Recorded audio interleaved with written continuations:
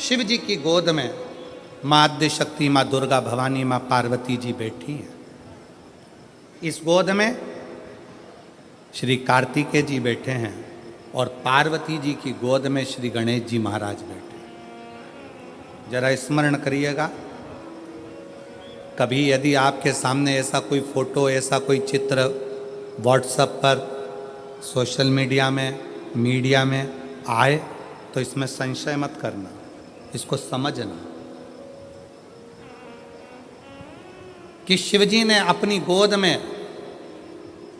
भगवान शंकर ने अपनी गोद में पार्वती जी को बिठा कर रखा है और पार्वती जी की गोद में श्री गणेश जी महाराज हैं। शिवजी की दूसरी गोद में, दूसरी जंघा पर भगवान श्री षडानंद कार्तिकेय जी विराजमान। और इस दर्शन को राजा चित्ररथ ने देख लिया। राजा चित्ररथ, और राजा चित्ररथ ने देखा, हंसने लगा। बताओ, जगत का पालनहारा, जगत का पिता और जगत धात्री माँ दुर्गा, जगत को चलाने वाला, जगत का देवता, जगत का देवाधिदेव महादेव और जगत जननी दुर्गा, ये कैसे बैठे हैं? ये बैठे कैसे? महाराज,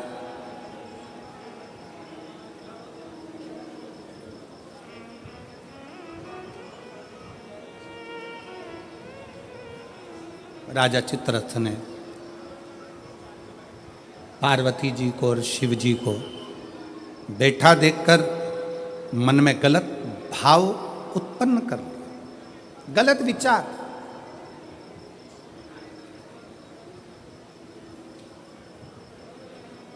गलत सोच। किसी को पूजन करते समय भी गलत गलत विचार आते हैं। किसी को मंदिर जाते समय गलत गलत विचार आते हैं। किसी को मंदिर में पूजन करते करते गलत गलत विचार आते हैं। किसी को पूजन करते समय गंदगी दिखती है, गलत विचार आते हैं। स्त्री के बारे में, पुरुष के बारे में, उसकी अवस्था के बारे में, उसके नग्न स्वरूप के बारे में, उसकी चित्त वृत्ति में गलत गलत दृष्टियां आने लगती हैं। गंदा भोजन उसकी दृष्टि में आता है जब वो पूजन करने बैठता है, भजन करने बैठता। कई लोग हैं ऐसे,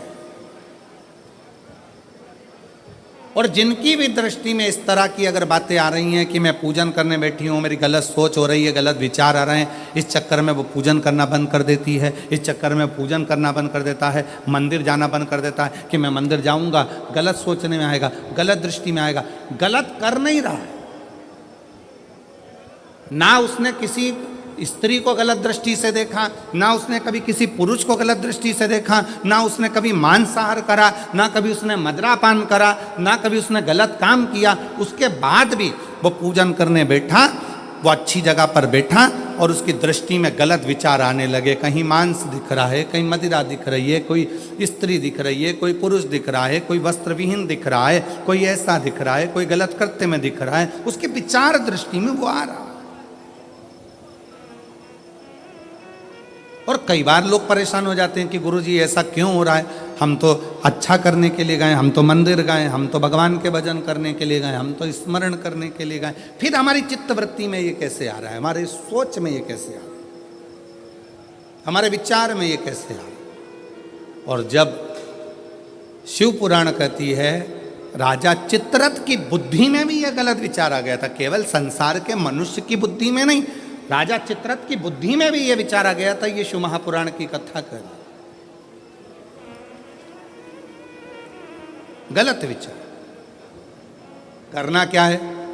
जब व्यक्ति को ऐसे गलत विचार आने लगे पूजन के समय पर, अच्छी जगह पर, ये गलत गलत विचार, आप गलत कर नहीं रहे हो, आप मांसाहार नहीं कर रहे हो, आप किसी स्त्री को गलत नहीं देख रहे हो, आप किसी पुरुष को गलत नहीं देख रहे हो, आप किसी मदिरा की दुकान पर नहीं गए हो, पर आपकी विचार धारणा में अगर ये चीज़ें पूजन करते समय, भजन करते समय, अर्चना करते समय, मंदिर जाते समय, मंदिर में बैठते समय, मंदिर में उपास करते समय तुम्हारी बुद्धि में अगर ये चीज़ें आ रही हैं, मन में अगर ये चीज़ें पाठ करते करते भी अगर आ रही हैं, तो समझ लेना कि आपके ऊपर कहीं ना कहीं किसी न किसी रूप में कोई अन्न किसी के घर का ऐसा खा लिया है जिसके कारण तुम्हारी बुद्धि थोड़ी सी भ्रष्ट हुई है। उसको सुधारें कैसे, उसको संवारें कैसे। अब किसी ने यही प्रसंग को सुनकर कहा, गुरुजी अगर किसी के घर का अन्न खाया है तो अन्न खाने के बाद तो वो पच गया, पचने के बाद वो गंदगी में निकल भी गया। अब तो वो विचार आना बंद हो जाना चाहिए। अब तो 1 साल हो गया, 2 साल हो गया, 1.5 साल हो गया, 6 महीना हो गया, तो भी वही विचार आ रहा है। तो हमारा निवेदन है, भोजन करने के बाद भोजन पच जाता है, भोजन करने के बाद भोजन समाप्त भी हो जाता है, पर उस भोजन से जो रक्त की 4 बूंदें बनती हैं वो इस शरीर में दिन रात तुम्हारे मरते दम तक दौड़ती रहती है। शरीर में वो रक्त की बूंद चलती रहती है। इसलिए विचार 1 साल, 2 साल, 4 साल, 6 साल, 15 साल ऐसे चलते रहते हैं। उस विचारों को, गलत सोच को, गलत विचारों को, गलत दृष्टि को समाप्त कैसे करें।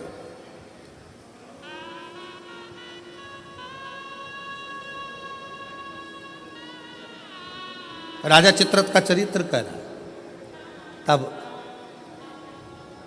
राजा चित्ररथ ने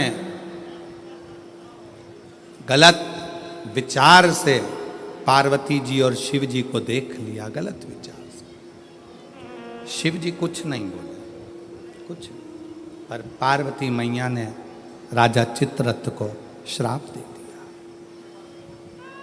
श्राप, तो शिव जी का इतना बड़ा उपासक होकर, शंकर भगवान का इतना बड़ा भजन करने वाला, इतना भक्ति में डूबने वाला, इतना स्मरण करने वाला राजा चित्ररथ, तू शिव जी का इतना उपासक होने के बाद भी तूने माता और पिता को गलत भाव से देखा है, इसलिए तुझे असुर बनकर जन्म लेना पड़ेगा, राक्षस बनकर जन्म लेना। फिर वो चित्ररथ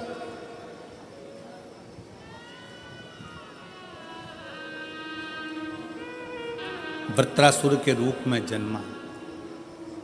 क्या नाम हुआ था उसका? वृत्रासुर, जिसको इंद्र ने मारा था दधीचि ऋषि की अस्थियों से। गलत विचार। क्या करा जाए? राजा चित्ररथ को जब श्राप लग गया असुर बनने का, राक्षस बनने का, तो राजा चित्ररथ ने हाथ जोड़कर शिवजी से पूछा, मेरी मुक्ति का साधन बताओ। शंकर भगवान नहीं बोले। चित्ररथ तुमरुका जी के पास गया, तब तुमरुका जी जो वक्ता हैं, तुमरुका जी जो कथा कह रहे हैं, तुमरुका जी जो भगवान शिव का गुणगान कर रहे हैं, वो तुमरुका जी ने कहा, चित्ररथ एक काम कर, कामधेनु गाय का दूध का घृत ला और उस घृत से तू शिव का अभिषेक कर, शंकर का अभिषेक।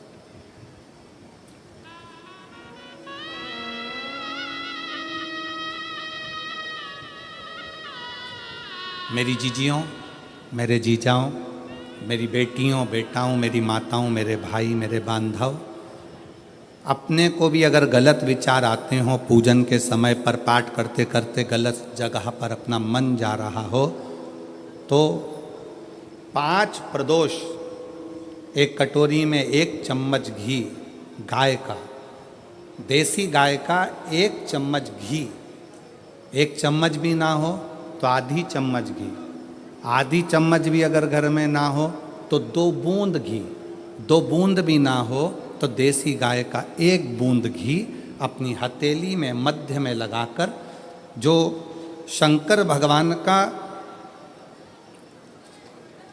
भगवान शिव जी का जो शिवलिंग होता है, उस शिवलिंग के ऊपर के भाग पर अपनी हथेली को रखकर, और जो अशोक सुंदरी वाली जगह है उस जगह पर अपनी हथेली का घर्षण करना चाहिए। लगभग 5 प्रदोष अगर आपने कर लिया तो निश्चित है आपकी बुद्धि में कभी गलत विचार पूजन करते समय आएगा ही नहीं। और गलत दृष्टि की ओर जाओ जाओ।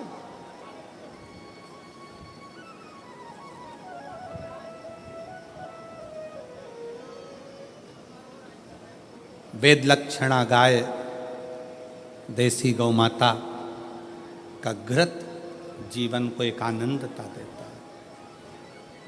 आनंद।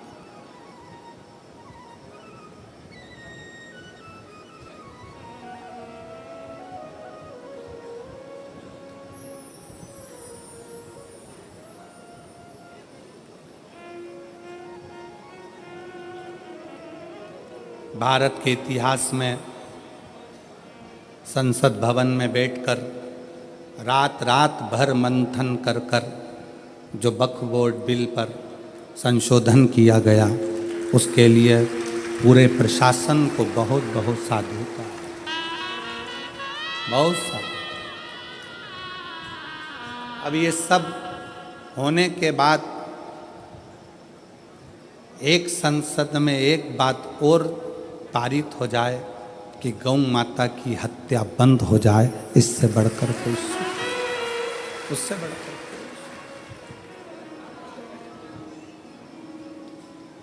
गौ माता का, देसी गाय का घृत, वेद लक्षणा गाय का एक बूंद घृत हाथ की हथेली पर लगाकर शिवलिंग के ऊपर और अशोक सुंदरी की जगह पर घर्षण करने से जो गलत विचार, गलत सोच, गलत दृष्टि, गलत भाव, ये समाप्त हो जाता, समाप्त हो।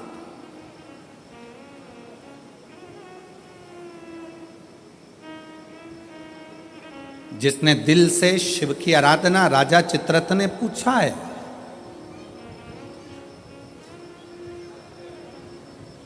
राजा चित्ररथ ने विचार किया कि ये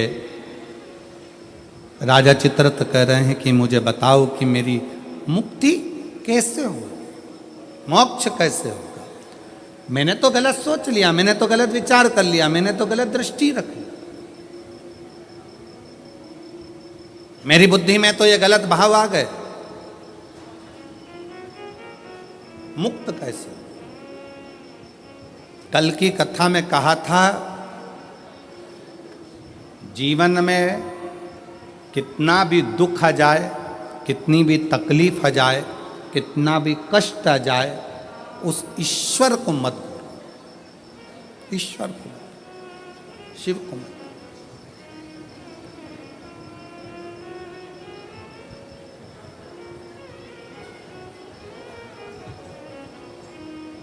उसको हर पल याद करते हो, उसको हर क्षण स्मरण करते हो, हर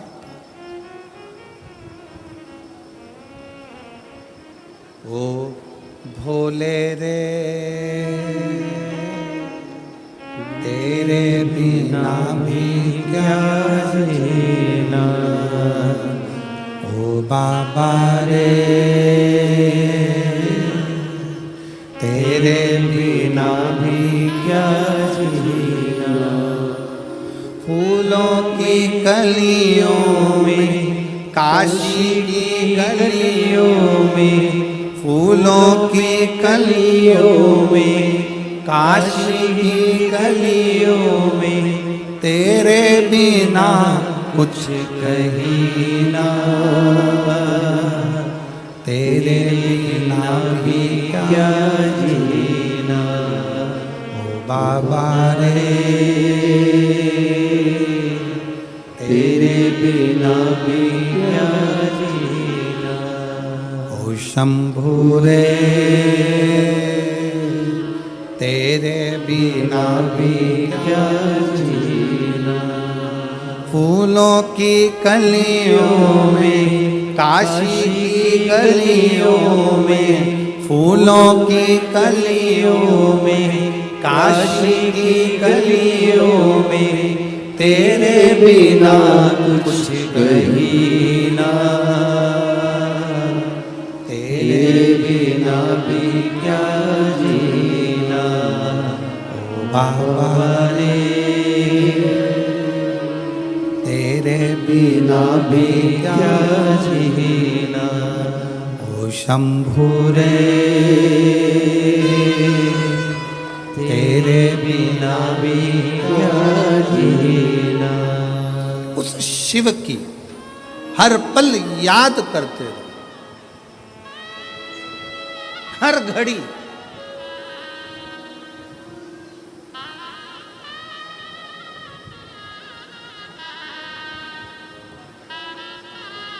रामायण किस किसने देखी है टीवी पर?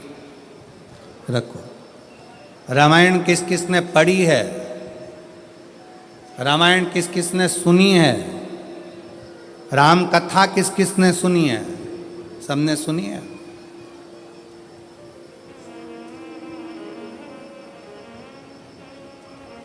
राम जी पर ऐसा कौन सा दुख था जो नहीं आया? विचार करिएगा। राज सिंहासन मिलने वाला था और 14 वर्ष के लिए, बोलो बोलो जम के बोलो, वन। आप कहते हो थोड़ा सा दुख आ गया, मेरी दुकान नहीं चल रही, मेरी नौकरी नहीं लग रही, मेरी सर्विस नहीं लग रही, मैंने इतनी मेहनत करी, सफलता नहीं मिल रही। अरे जिसके पास में सिंहासन आने वाला था, रात की रात उसको 14 वर्ष के लिए वन जाना पड़ जाता है। 14 वर्ष के लिए कितना बड़ा दुख होगा, जरा याद करिएगा। 14 वर्ष के लिए वन के लिए निकलते और थोड़े समय के बाद सूचना मिल जाती है कि पिता शांत हो जाते हैं, बाप पिता चले जाते हैं, बाप चले, पिता चले गए। दुख देखिए, सिंहासन गया, अपना राज्य गया, अपना गांव छोड़ना पड़ा, वन वन डोलना पड़ा, पिता चले गए।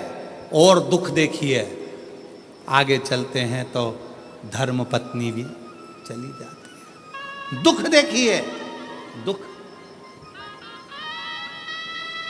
आप एक एग्जाम पास नहीं करते हो, माँ बाप ने आपको पाल पोस कर बड़ा करा और एक एग्जाम पास नहीं कर पाए, कोचिंग करने गए थे पुणे, कोचिंग करने गए थे कोटा, कोचिंग करने के लिए गए थे दिल्ली, कोचिंग करने गए थे मुंबई, कोचिंग करने के लिए गए थे लातूर, कोचिंग करने गए थे हैदराबाद। एक सब्जेक्ट नहीं निकल पाया, अंदर से टूट गए। और 20-25 साल के बेटे होकर, बेटी होकर, 25 साल के बेटा बेटी होकर रस्सी बांधकर सुसाइड कर लेते हो, जहर की पुड़िया खा लेते हो, पानी में डूबकर मर जाते हो। विचार करना, उस परमात्मा की जिंदगी में कितना दुख आया, हिम्मत नहीं हारी, आखिरी तक संघर्ष करते रहे, तो आखिरी में अयोध्या के राजा बनकर विराजमान हो गए। और आज के बेटा बेटी, जरा सा पति ने कुछ कह दिया, बहू का मुख खुल गया, जाकर मायके बैठ गई, अदालत में केस लगा दिया, इतना दुख दे रहे हैं, मेरी सास इतना दुख दे रही है, मेरे घर के लोग इतना दुख दे रहे हैं, मेरे परिवार वाले इतना दुख दे रहे हैं। अरे भगवान से प्रार्थना करना कि बहुत अच्छे लोग मिले हैं, ना जाने किस्मत में और कितना दुख लिखा होगा। दुख चाहे यहाँ लिखा वहाँ लिखा, उसको भोगना तो पड़ेगा, भोगना। अब ईमानदारी से बोलो, इतनी कथा तो आपने सुन ली, आपको भी अपने दुख के समय पर ढेर सारे महाराज मिलते हैं, ढेर सारे लोग मिलते हैं, और आप सबसे कहते हैं मेरा हाथ देखकर बता दो मेरा भाग्य क्या कह रहा है, मेरी पत्री का देखकर बता दो मेरा भाग्य क्या कह रहा है, मेरे घर का ग्रह क्या कह रहा है, मेरे जीवन में इतना दुख है। तुमसे ज्यादा राम जी को मिले थे गुरु विश्वामित्र जैसे, वाल्मीकि जैसे, गुरु बाबा, ढेर सारे आंत्री जैसे बड़े बड़े तपस्वी गुरु मिले थे। राम जी ने एक से भी नहीं कहा कि मेरा हाथ देखकर बताना, कि मेरी किस्मत देखकर बताना। राम जी ने केवल एक बात कही कि समय मिल जाए तो मुझे कथा सुनाना, अगर मैं कथा सुनूंगा तो मेरी व्यथा समाप्त होती चली जाएगी, इसमें मेरी प्रतिष्ठा है।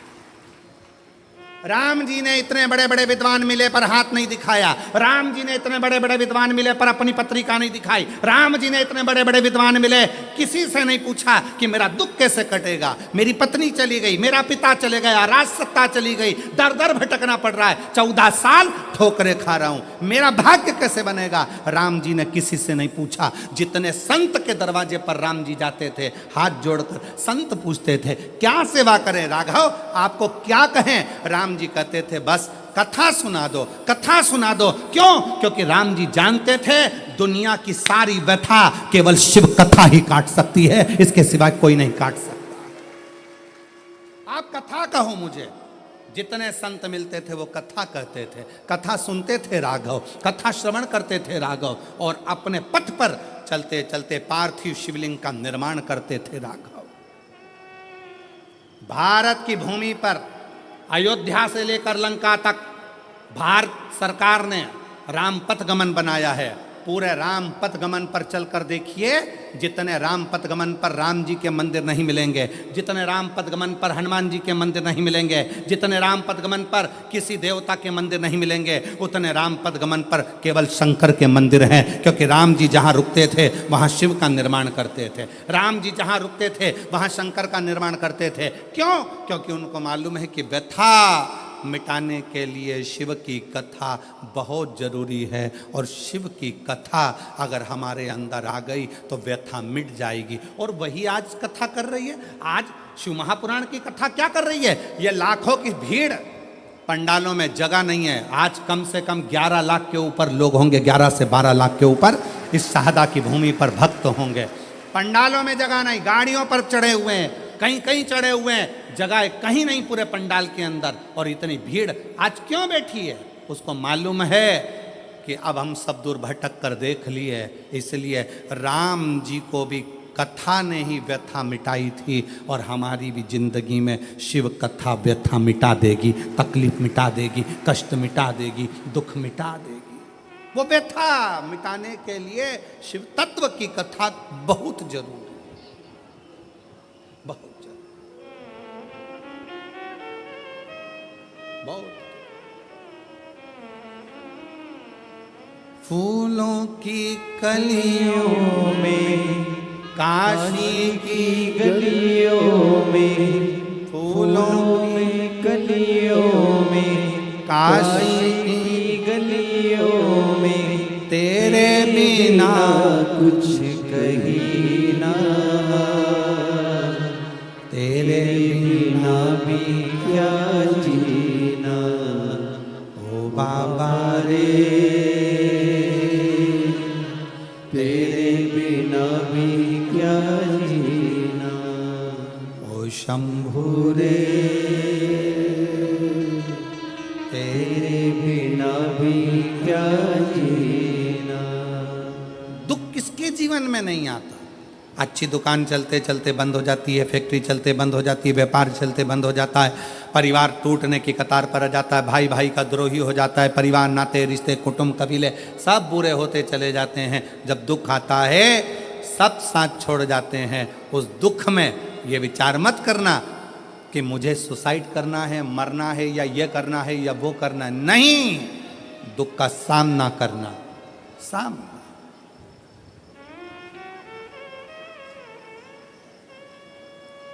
पढ़ो। जितने मेरे बेटा बेटी बैठे हैं उनसे निवेदन है, मेरी बहनों से, मेरी जीजियों से, मेरी बेटियों से खूब पढ़ाई करो। तुम्हारे पापा ने, तुम्हारी मम्मी ने तुम्हारे से बहुत आस लगाई है। घर के लोग तो मना कर रहे थे कि बेटी को बाहर मत भेजो, पर तुम्हारे पापा ने जिद कर कर, माँ भी मना कर रही थी मत भेजो, आज का माहौल ठीक नहीं है। पर एक बाप का बेटी पर भरोसा कितना होता है कि अपनी बेटी को बाहर गांव पढ़ने के लिए भेज देता है। अपने बाप के, अपने पिता के, अपने पापा के भरोसे को टूटने मत देना मेरी बेटी।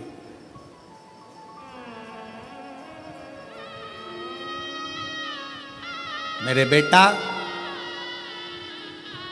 तुम्हारे पापा की जेब में इतना पैसा नहीं है कि तुम्हें बड़े बड़े कोचिंग सेंटर भेजे, बड़ा बड़ा डिप्लोमा कराए, बहुत अच्छे शहर में पढ़ने भेजे, बहुत अच्छा कॉलेज बहुत अच्छा स्कूल में एडमिशन कराए, तुम्हारे पापा की जेब में इतना पैसा नहीं है, पर मेरे बेटाओं याद रखना, तुम्हारा पापा ना जाने कहाँ से मेहनत कर कर तुम्हारा पिता ला ला कर तुमको पढ़ा रहा है, तुम्हें मंजिल तक पहुँचा रहा है।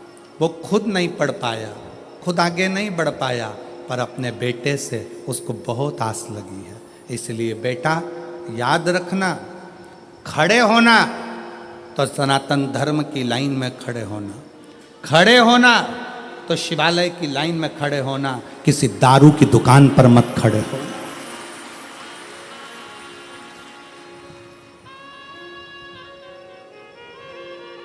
जब नवयुवक बेटा बेटी किसी दारू की दुकान पर खड़े दिखते हैं लाइन लगाकर, उनको देखकर दिल दुखता है कि पापा ने कितना पैसा खर्च कर कर पुणे पढ़ने के लिए भेजा है, बाहर गांव विद्याध्ययन के लिए भेजा है। थोड़ा सा आप सियोर वाले महाराज का कहना मत मानो, पर अपने पापा का मुख तो देखो। बेटियों से निवेदन है, एक पिता ने अपने भरोसे पर तुम्हें पढ़ने के लिए भेजा है। ये जो फालतू के जो ये लफड़े हैं ना, ये मुझे चाहता है, वो मुझे चाहता है, ये मुझे चाहता है, वो मुझे चाहता है, ये प्यार मोहब्बत, ये सब दिखावे के हैं, 4 दिन की चांदनी।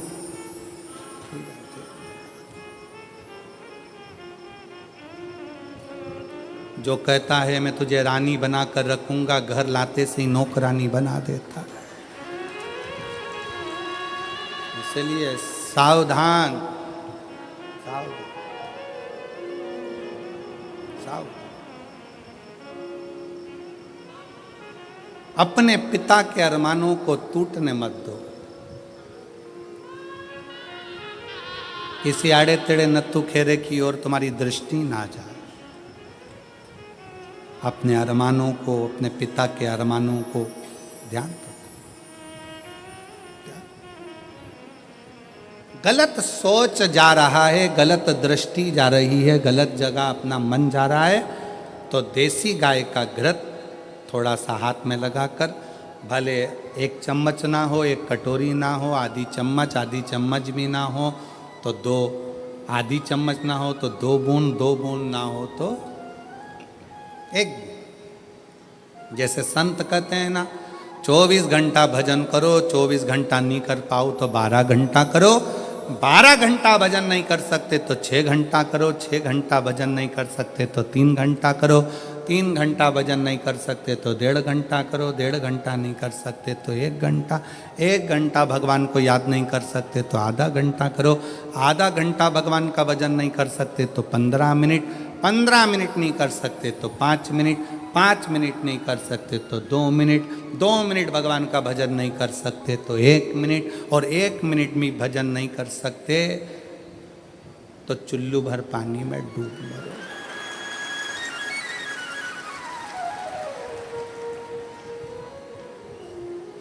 इससे जोरदार कोई बात नहीं हो सकती।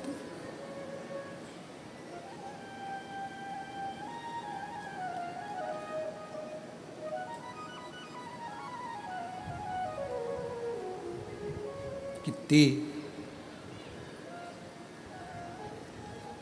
20 दिन की तैयारी देखो आप।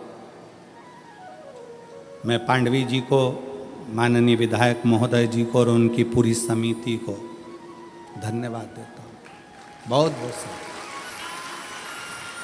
धन्यवाद। और मेरे शहादा की, मेरी जीजियों, मेरे जीजाओं, मेरी बेटियों, मेरे बेटाओं और शहादा के आसपास के जितने भाई बहन जिन्होंने पानी पिलाया, जिन्होंने घर से शरबत बनाकर लाए शरबत पिलाया, रसना घोल कर लाए रसना पिलाया, घर से खिचड़ी बना कर लाए खिचड़ी खिलाई।